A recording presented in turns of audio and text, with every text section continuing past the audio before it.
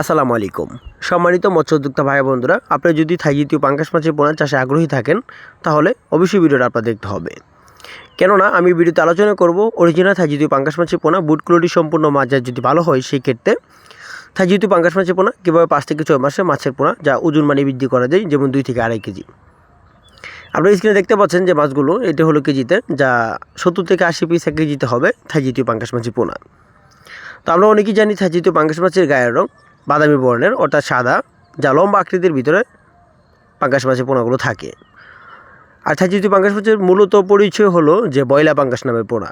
যে বয়লা পাঙ্গাস, আপনারা যে মাছগুলো বুটকুলি দেখতে পাচ্ছেন মাছের স্কিনে, মাছের আকৃতিগুলো দেখেন লম্বা আকৃতির, অর্থাৎ বয়লা জাতের যে থাই জাতীয় পাঙ্গাস মাছের পোনা এক একটা বুট ওজন যেরকম 2.5 কেজি, 3 কেজি, 5 কেজি, 7 কেজি ওজনের নিম্নে, অর্থাৎ 3.5 কেজির নিচে এখানে বুট কোয়ালিটি সম্পন্ন জাতের মাছ নেই।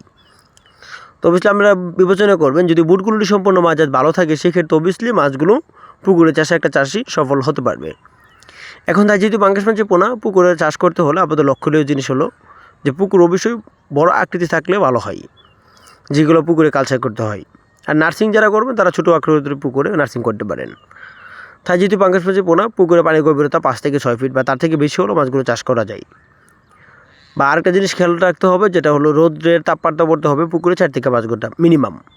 আর মাছের খাদ্য যেটা হলো যে আপনি পর্যাপ্ত পরিমাণ যখন খাবার দিবেন, তারপরে একটা চিন্তা হলো নার্সিং যারা করবেন তাদের মাছের অনুযায়ী খাদ্য হলো অন্য হিসাব, আর যারা কালচার করবেন তাদের খাদ্যর হিসাবে হচ্ছে অন্যরকম।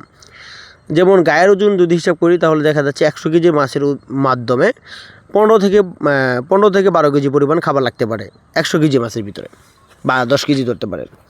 তো থাই জাতীয় পাঙ্গাস মাছের পোনা চাষত সকল ধরনের তথ্য পরামর্শ যে সকল চাষিরা জানতে চান আমাদের স্ক্রিনে এই নাম্বারে হোয়াটসঅ্যাপ ইমো রয়েছে, তাছাড়া সরাসরি কন্ট্যাক্ট করে মাছের পোনাগুলো অথবা সকল ধরনের তথ্য পরামর্শ জেনে নিতে পারেন। তো যে সকল মৎস্য চাষিরা নতুন আছেন তারা অবশ্যই আমাদের চ্যানেলটি সাবস্ক্রাইব করে রাখবেন। এরকম নিত্য নতুন মাছের পোনা ভিডিও দেখতে হলে আমাদের চ্যানেলটি সাবস্ক্রাইব করে রাখবেন। তো দেখো অন্য একটি ভিডিওতে।